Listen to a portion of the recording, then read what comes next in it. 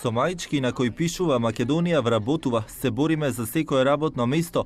Вработените во весникот Вест денеска се собраа јавно да го изразат своето незадоволство од заканите кои ги добиваат од менаџментот.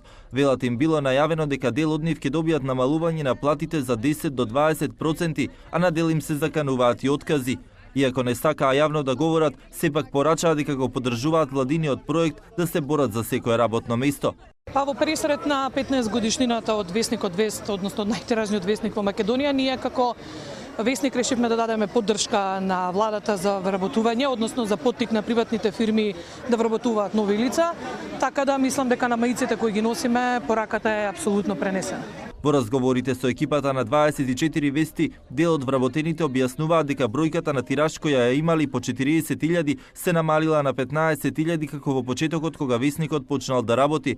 Велат поради финансиската криза во која се наоѓа менаџментот, одговорноста се барала во новинарите и вработените кои немаат никаква врска со тоа.